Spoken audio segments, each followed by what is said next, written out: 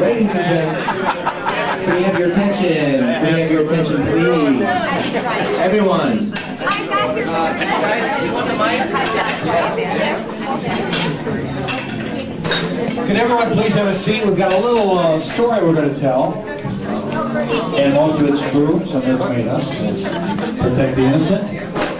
This is Barb and Art's story. Oh, she's not here, so we'll be right back.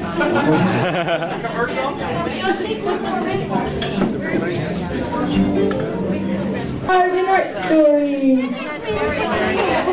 Thank you very much, Spencer. This is Barb and Art's story. Barb and Art met on Labor Day week in 1947 in Lake Geneva, Wisconsin. Should I start again?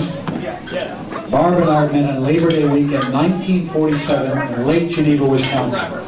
Art was representing the YMCA Wrestling Club. Barb came up with her sisters, Eleanor, who's here? Eleanor? Okay. And Marie, who's looking down from heaven, and her girlfriend Ruth to meet the boys. Why the guys, they said. They played ping pong doubles and walked around Lake Geneva into the wee hours of the night. That's what they said. Barb's sisters and girlfriend thought Art was quite handsome with his long eyelashes and blonde hair. Barb was less than impressed. I don't like blondes, she said.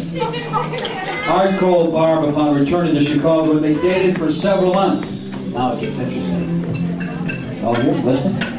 They broke off their relationship then and began dating other people.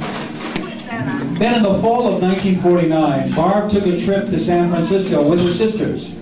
On a whim, and with an extra nickel, she sent Art a postcard, thus rekindling their relationship. Her sister Elle had a new husband, Bob, thanks in part to Art setting up a double date with the two sisters, Art and Bob and Elle. Now Bob and Elle played a role in getting Barb and Art back together, inviting them over for Thanksgiving dinner. Okay. Now, Marian will take over. Yeah. During their renewed courtship, they began to get serious again. But Barb would ask, how can we get married? There's so many obstacles. Indeed, neither of them had much money. And Art had an ailing father, and most importantly, Art was Protestant. Barb, a Roman Catholic. Barb's mother was especially vocal on this topic. Sputtering in her inimitable German accent. We should have Susie. Say it, Sue. Say it, Sue.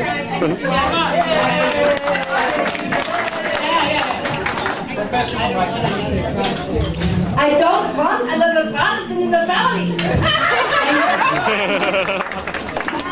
But ultimately, love triumphed over all obstacles.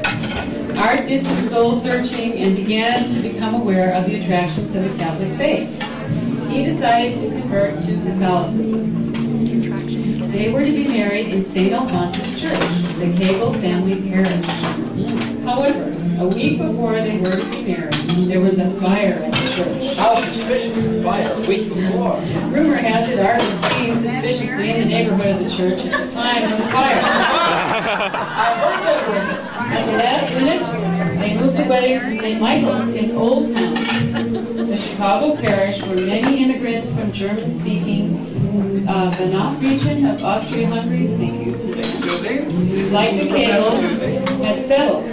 The wedding reception was held in the basement of Barb's sister and brother-in-law, Joe and Fran Redding, in Lakeview. Joanne, the bride's father, Frank Cagle, our grandpa, provided the entertainment, playing the accordion. And there's a picture right there of them cutting the cake. 10 months later, in September 1951, Royal Francis Berg was born. That was 10 months later. I was legitimate, yes. Within the next year, Barb was pregnant again, this time with a baby girl. But unfortunately, baby Angela was stillborn.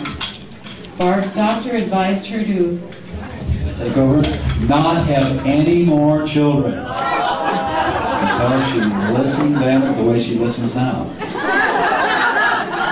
Barb, despondent, sought counsel from the parish priest, who told her she could have as many children as she wanted, and she shouldn't listen to those doctors. And she certainly did. Marian came along next. Think about Marian. How about a round of applause? And then at fairly regular intervals, and very frequent intervals, Carrie. Round of applause for Carrie. My brother Tom, stand up Tom. And his lovely wife Peggy. Peggy, stand up.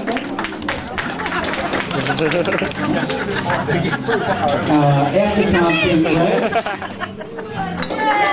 There's Greg, right over there. There he is. With his lovely wife Kim and his children who are here tonight. You stand up, please.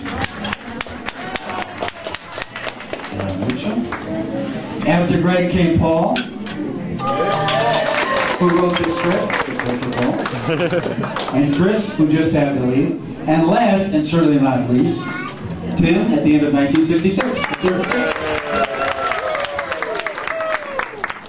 8 children in 15 years. Not bad for a woman who was told after her first child she should not and could not have any more children. Art and Barb had gotten so good at procreating, it's been said they could time the exact birth date of their children. Case in point, Paul was born exactly 5 years to the day after Carrie. This helped them consolidate birthday celebrations as well and save money on cake and candles. A lot had happened over the years to Barb and Art, but they stuck together through thick and thin and lots of kids. Now they have 4 wonderful daughters-in-laws, 3 of whom are here. Could the 3 daughters-in-laws over there stand up, please? Okay, thank you. One son-in-law who's smoking his pipe somewhere. Mike, who's out in the hall. Okay. And 12 grandchildren. Any grandchildren still here? Stand up. Up. There you go. Very good. Their love is still as strong as the day they walked down the aisle at St. Michael's, October 28, 1950. Let's give them a round of applause.